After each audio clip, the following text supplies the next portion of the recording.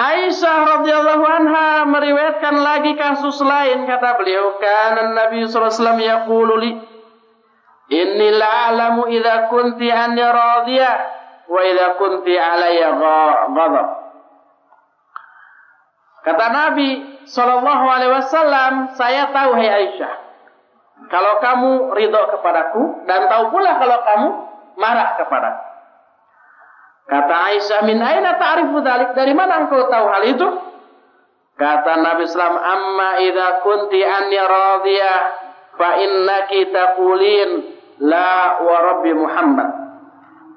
Wa idza kunti ghadabi qulti la wa rabbi Ibrahim.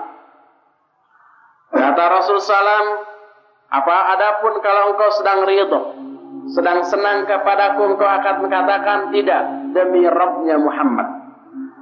Tapi kalau engkau sedang marah kepadaku, maka engkau katakan tidak, wa Rabbi Ibrahim, demi Rabbnya Ibrahim. Jadi kalau sedang marah tidak mau menyebut nama suaminya Muhammad sallallahu alaihi wasallam.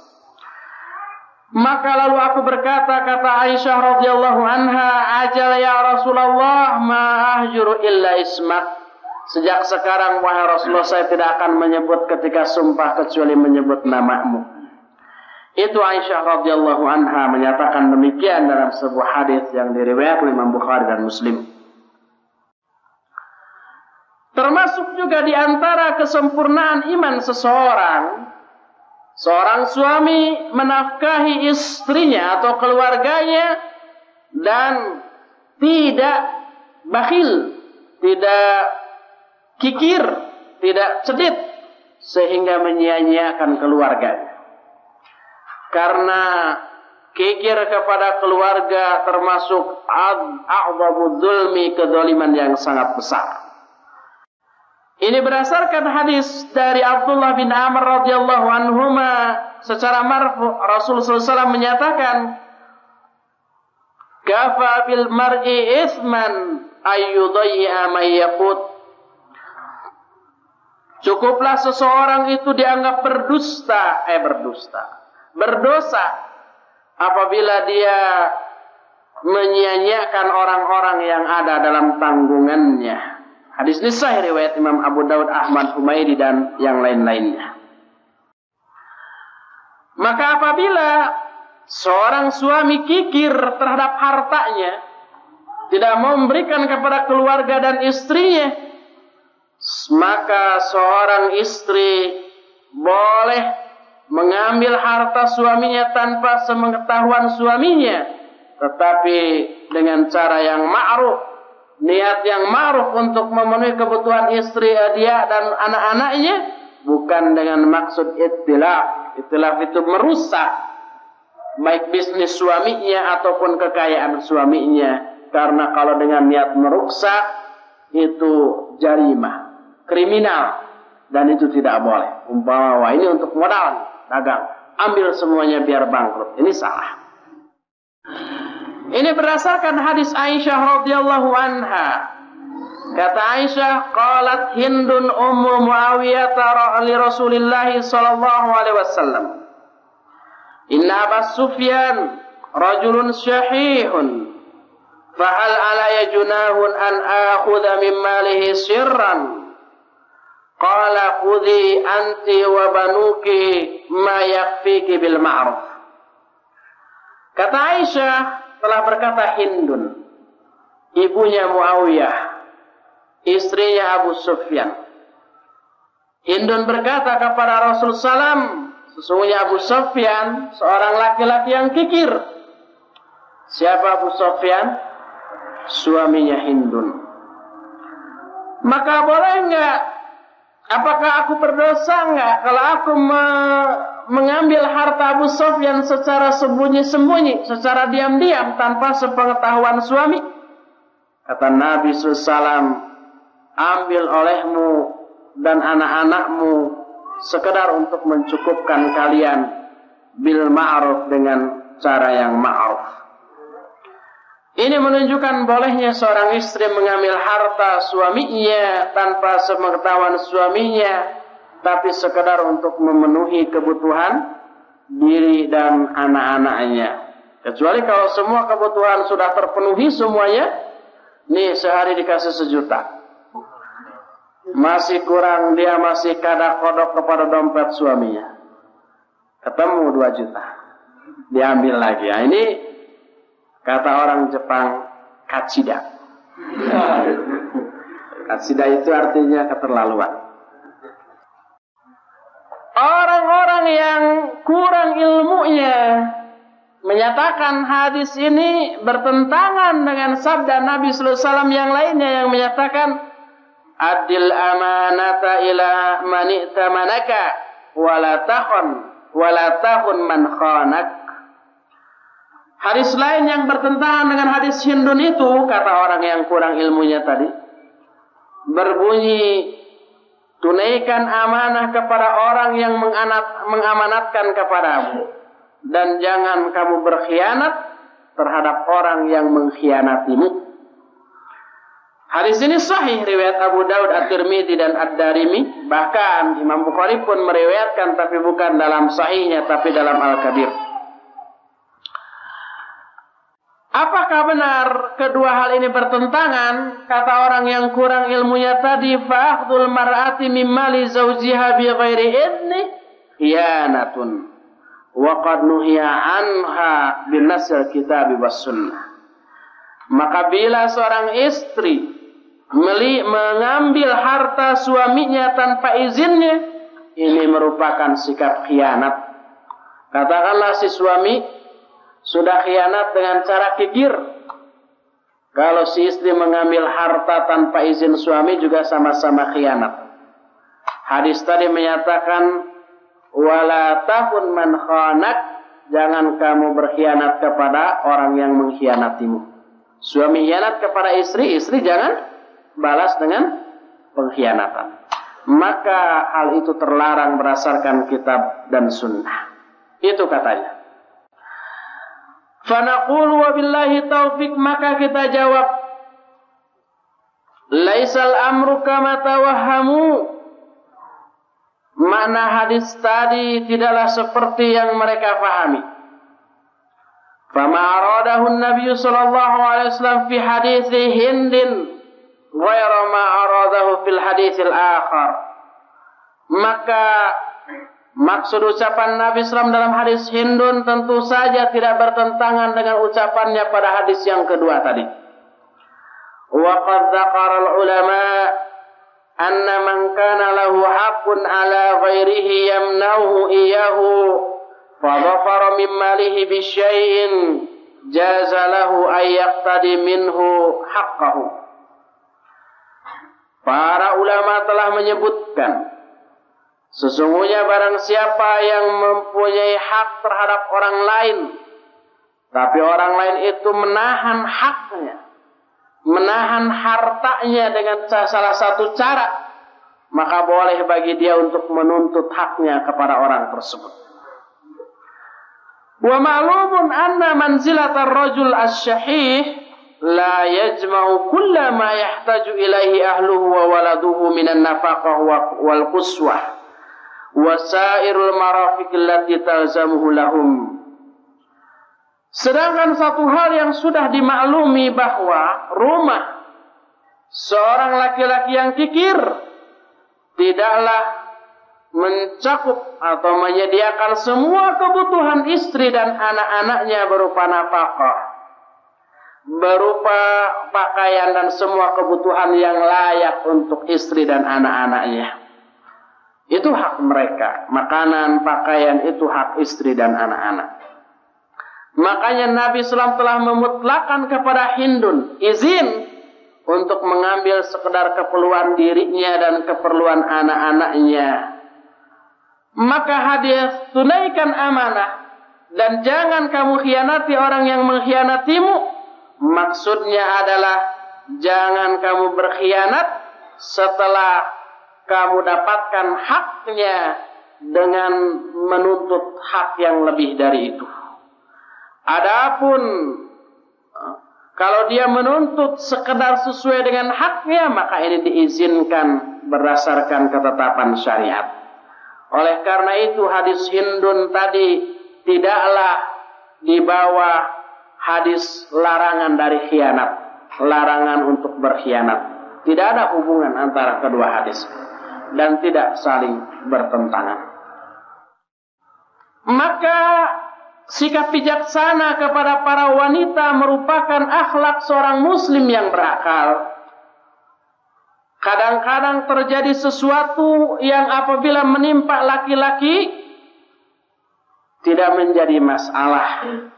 Tapi ketika diceritakan kepada istrinya, hal ini menjadi masalah yang sangat besar. Maka dalam hal ini seorang wanita ma'dzur, dimafhumi, wajar karena memang dia diciptakan dari tulang rusuk yang bengkok. Sebagaimana sabda Nabi SAW, "Istausu bin nisa'i khairan, fa innal mar'ata khuliqat min dila' wa inna a'wajad dil'i a'lahu. Fa in dhahabta tuqimuhu kasartahu wa in taraktahu lam yazul a'waj fastausu bin nisa'i khaira." Berwasiatlah kalian terhadap para wanita dengan kebaikan, karena seorang wanita diciptakan dari tulang rusuk, dan sebengkok-bengkok tulang rusuk adalah yang paling atas. Kalau engkau mencoba berusaha meluruskannya secara paksa tulang rusuk itu, maka engkau akan mematahkannya. Patah, paksa, luruskan, beletok, patah. Tapi kalau engkau membiarkannya, tetaplah tulang rusuk itu dalam kebengkokannya. Maksudnya, mendidik si istri tidak boleh saklek, to the point, harus rubah seketika, tapi tidak boleh juga dibiarkan secara bebas. Harus diluruskan sedikit demi sedikit. Hadis ini sahih dikeluarkan oleh Imam Bukhari dan Muslim dan At-Tirmidzi serta Imam Ahmad dan Ad-Darimi serta yang lain-lainnya, yang menunjukkan bahwa harus sabar serta ulet tabah di dalam menghadapi sikap istri. Ada lagi salah satu hal yang dimiliki oleh istri, yang hal ini kadang menjengkelkan suami, kadang juga menyenangkan suami, yaitu sikap ghirah. Tahu ghirah? Sikap cemburu. Ya, cemburu ini kadang bisa menyenangkan suami kalau dicemburui, itu kadang-kadang senang. Tapi kalau cemburunya tidak pada tempatnya, kadang-kadang kesal.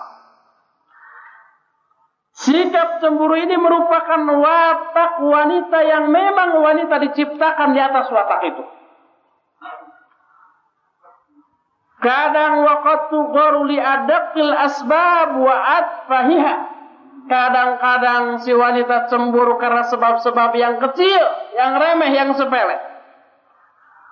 Maka fa'ala ar-rajul ayyura'iya dzalika wa la yata'assafu fi taqwimiha. Bagi setiap suami harus memperhatikan hal ini dan tidak boleh mengabaikannya. Wa hadza illam natamada fi riwayatiha. Ini kalau si istri itu tidak terus-menerus di dalam sikap penyimpangannya.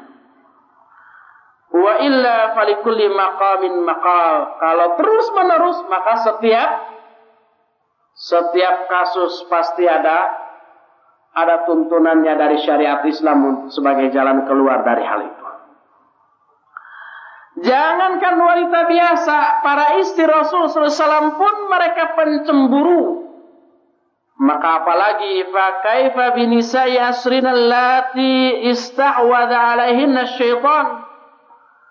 Terlebih lagi kalau wanita-wanita sekarang yang mereka kebanyakan dikuasai oleh syaitan. Maka dalam bab ini terdapat banyak hadis yang menjelaskan bagaimana cemburunya istri-istri Rasul sallallahu alaihi wasallam. Sebuah hadis dari Aisyah radhiyallahu anha.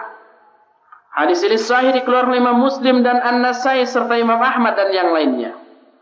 Kata Aisyah, ala uhaddithukum anni wa anin Nabi sallallahu alaihi wasallam lamma kanat lailati allati huwa indi inqalaba fa wada'ana alaihi inda rijlai wa basata tarfa izarihi ala firashihi falam yalbas illa raisama dhanna anni qad raqadtu thumma ta'ala ruwaida wa akhadha rida'ahu ruwaida thumma fataha al-baba ruwaida wa kharaja ruwaida.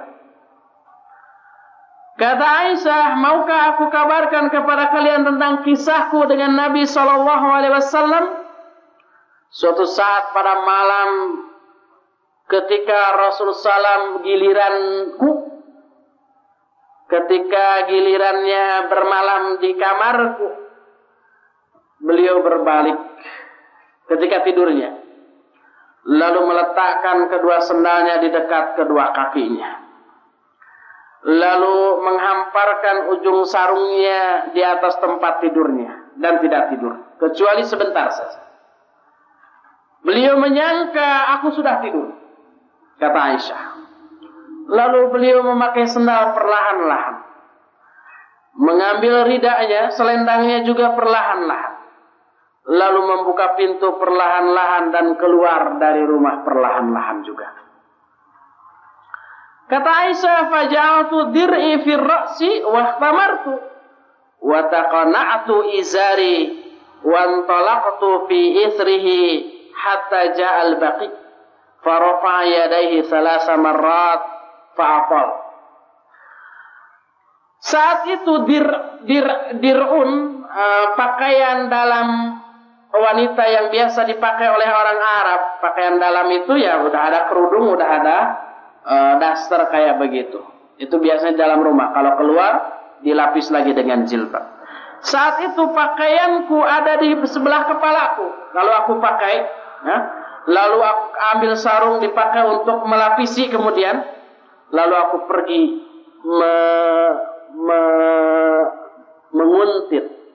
menguntit Nabi sallallahu alaihi wasallam dari belakang sampai datang ke Baqi.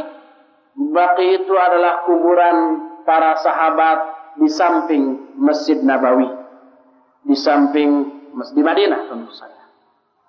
Lalu beliau mengangkat kedua tangannya 3 kali dan beliau sangat panjang berdoa sambil mengangkat kedua tangan itu. Summan harafa fanharaftu fa asra'a fa asra'tu fa harwala fa harwaltu fa harwaltu fa ahdartu wa sabaqtu fa dakhaltu fa laysa illa an ittaja'tu fa dakhala fa qala ma laka ya Aisyah hasya Rabi'ah qalat la qala litukhbirinni aw liyukhbirani al-latiful khabir. Qultu ya Rasulullah bi abi anta wa ummi fa akhbartuhul khabar. Qal anti as-sawadu alladhi ra'aitu amami? Qalat na'am. Fa lahazani fi sadri lahzatan awja'atni. Thumma qala adhananti ayyahifallahu alayka wa rasuluh? Qultu mahman yaktumun nasu faqad allamahu Allah. Qal fa inna Jibril atani hina ra'aiti wa lam yakun yadkhul alayki wa qad wada'ti thiyaba fanadani fa akhfa minki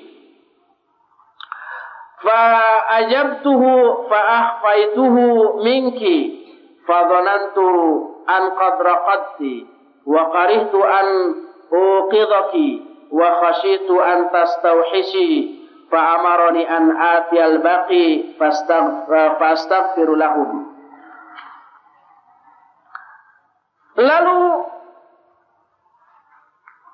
setelah Rasulullah SAW selesai berdoa, beliau berpaling. Aku pun cepat kembali. Beliau melangkah cepat, aku pun lebih cepat. Faharwala faharwala berjalan lebih cepat lagi, faharwaltu, aku pun lebih cepat lagi. Maka beliau tiba di rumah, aku pun tiba lebih dahulu. Aku masuk ke kamarku dan aku berbaring pura-pura. Lalu Nabi SAW masuk dan berkata, "Hei Aisyah, kenapa jantungmu berdegup keras? Nafasmu tersengal." Enggak apa-apa, kata Aisyah. Kata Nabi, "Ayo, kamu kabarkan kepadaku atau Allah yang akan mengabarkan hal itu kepadaku?" Maka aku berkata, "Ya Rasulullah, demi ayahku, engkau dan ibuku." Lalu aku kabarkan hal tadi kepadanya. Lalu Nabi SAW berkata, "Engkaukah orang hitam yang aku lihat di depanku tadi?" Hitam itu maksudnya karena gelap. Malam kan waktu itu kan? Jadi hitam walaupun putih. Kata Aisyah, "Ya." Maka Nabi SAW menonjok dadaku dengan tonjokan yang menyakitkanku. Tonjok. Sakit. Lalu berkata Rasulullah SAW, "Apakah engkau menyangka Allah akan mengkhianatimu dan juga Rasulullah SAW dan Rasulnya?" Aku berkata, "Apa saja yang tersembunyi dari manusia, Allah telah mengajarkan atau memberitahukan hal itu kepada Rasulullah SAW dalam hati." Jadi kita nggak tahu kan, tapi Allah Subhanahu wa Ta'ala memberitahukan itu kepada Rasulullah SAW. Lalu Rasulullah SAW mengatakan, "Sesungguhnya Jibril datang kepadaku ketika engkau lihat aku berdiri. Tapi Jibril tidak masuk menemuimu karena engkau sudah menanggalkan pakaianmu. Maka dia kemudian memanggilku dan aku tidak beritahukan kepadamu. Aku penuhi panggilannya, aku tidak beritahukan kepadamu. Aku menyangka engkau sudah tidur. Aku tidak ingin membangunkanmu, tapi juga aku khawatir engkau merasa kesepian sendirian." Lalu Jibril memerintahkan kepadaku agar aku datang ke Baqi, memintakan ampun untuk mereka. Baqi ini adalah kuburan para sahabat di dekat Masjid Nabawi di Madinah. Qultu, aku berkata, kata Aisyah, "Ya Rasulullah, kaifa aqul?" Wahai Rasulullah, apa yang harus aku katakan kalau aku datang ke Baqi, melayat kuburan? Kata Nabi SAW, "Quli assalamu ala ahli diyar minal mu'minina wal muslimin. Yarhamuhullahu al-mustaqdimina minna wal mustakhirin. Wa inna insyaallahu bikumul lahikun."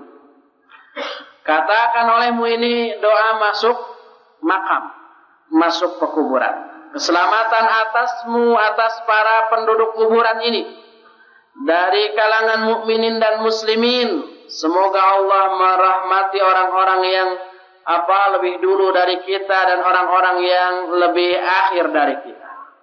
Dan kami insyaallah akan mengikuti kalian. Ini salah satu contoh cemburunya Aisyah kepada Rasulullah SAW. Dia curiga jangan-jangan Rasulullah SAW malam-malam bangun itu mau pergi ke istrinya yang lain, sebagaimana ini dijelaskan di dalam ta'liq, di dalam hasyiah kitab ini. Aisyah menyangka bahwa Nabi SAW pergi keluar itu untuk menemui istrinya yang lain. Cemburu dia, lalu diikuti.